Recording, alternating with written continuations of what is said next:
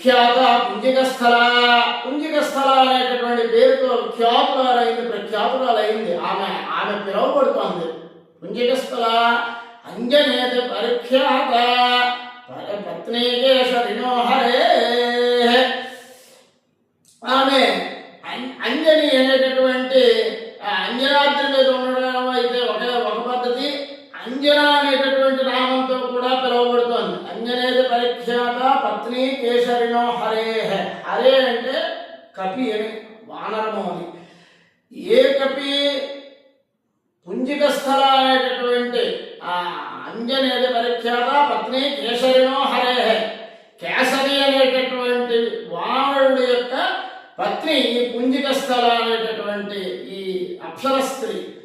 ఈమెను చూసి మోహించినటువంటి వాడే మోహపరవశుడై వాయుదేవుడు ఆమె పాతివ్రత్యానికి భంగం కలగకుండా, ఆమెను స్పృశించకుండానే ఆమెకు సంతానాన్ని ఇచ్చినటువంటి వాడు.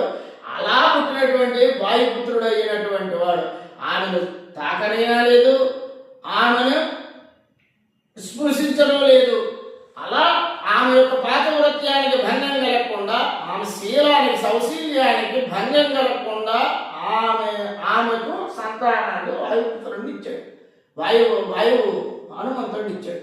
అటువంటి వాయుదేవుడు సూర్యబింబం చేత పడిపోయినప్పుడు, ఈ హనుమంతుల వారు పడ్డప్పుడు వాయువుని స్తంభింపజేస్తారు. అప్పుడు వాయువుని స్తంభింపజేస్తే తిరిగి బ్రహ్మదేవుడు వచ్చి తనకి అనేకమైనటువంటి వరాలు ఇచ్చి తనకి మరి యొక్క పునర్జీవనం ఇస్తాడు. మరొకసారి పునరుజ్జీవింపబడ్డాడు కాబట్టి 2 సార్లుగా ఆయన అవతరించారని అనుకోవచ్చు. ఆయన నవబ్రహ్మలలో ఒక బ్రహ్మగా కూడా అవతరిస్తాడు. చిరంజీవిత్వం ఉంది.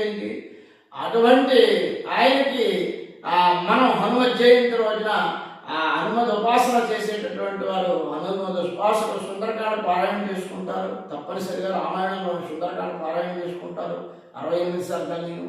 లేదంటే హనుమద్ అష్టోత్తరంతో సహస్రంతో హనుమంతుడికి తమలపాకులతోటి నాగవల్లి దళ ఇరుగం అని నాగవల్లి దళాలతో తమలపాకులతో చేయడం, అప్పాలు వడలు దండగా వేయడం, అప్పాలని నివేదనగా చేయడం, అరటిపళ్ళు కూడా ఆయన వానర స్వరూపుడు కాబట్టి వానరాలకి ఏవైతే వృక్ష సముదాయానికి సంబంధించినటువంటి మధురము, తేనె, ఫలములు, పుష్పములు ఇత్యాదులన్నీ కూడా వానరములకు ప్రీతి కాబట్టి సహజసిద్ధంగా ప్రకృతి వరప్రసాదంగా లభించినటువంటి ఆ కందమూలములంటే ఆయనకి ఎంతో ప్రాణం కాబట్టి ఆ బాల్యాంక విచేష్ట ఉంటుంది కాబట్టి ఆ హనుమంతుల వారికి తత్సంబంధమైనటువంటి వాటిని మనం హనుమంతుల వారికి సమర్పించి ఈ హనుమత్ జయంతి రోజున ఉపవాసం ఉండి, వీలైతే ఉపవాసం ఉండి సుందరకాండ పారాయణ చేసుకునేటటువంటి వారు, ఆస్తికులైనటువంటి వారు హనుమత్ ఉపాసకులు తప్పనిసరిగా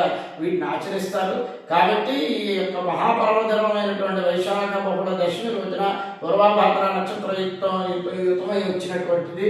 సహజంగా మందవారం జన్మించినప్పటికీ ఆయన నవగ్రహాలని కూడా మందవారానికి శనికి ప్రతిబింబంగా రాహుని, భౌమవారానికి కుజుడికి ప్రతిబింబంగా కేతువుని చెప్పడం జరుగుతుంది, ప్రతిరూపంగా కేతువుని చెప్పడం జరుగుతుంది.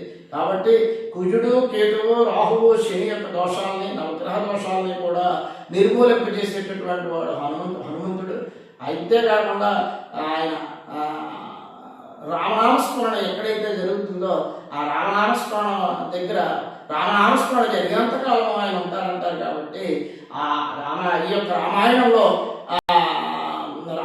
ఉన్నటువంటి సుందరకాండ రామశబ్దంతో ప్రారంభమవుతుంది. కాబట్టి రామశబ్దం లేకుండా సుందరకాండ ఉండదు. కాబట్టి ఆ సుందరకాండ పారాయణ చేసినట్లయితే రామాయణం ఉన్నంతకాలము చిరంజీవిగా ఉంటారు అని వాల్మీకి మహర్షి మనకి ఫలశ్రుతిలో చెప్పబడింది. కాబట్టి ఇప్పటికీ రామాయణం వర్ధిల్లుతోంది కాబట్టి, పరిణమిల్లుతోంది కాబట్టి అనేక మంది చేత ఉపాసకుల చేత పఠింపబడుతోంది. జ్ఞానాన్ని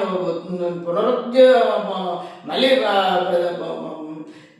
ప్రతిబింబించుకుంటున్నారు, మళ్ళీ పునరుద్ధరించుకుంటున్నారు. కాబట్టి ఈ యొక్క విజ్ఞానాన్ని ఈ రామాయణం ఉన్నంతకాలము హనుమంతుల వారు ఉంటారు. కాబట్టి ఆ ఆంజనేయ స్వామి వారిని మనం ఈ రోజున రామనామస్మరణ చేసినట్లయితే ఈ రామస్మరణ ఎక్కడైతే జరుగుతుందో ఎత్ర ఎత్ర రఘునాథ కీర్తనం తత్ర తత్ర కృతమస్తకాంజలిం బాష్పవారి పరిపూర్ణలోచనం మారుతం నమత రాక్షసాంతరం. కాబట్టి ఎక్కడ రామశబ్దం అయితే ఉంటుందో అక్కడ హనుమంతుడు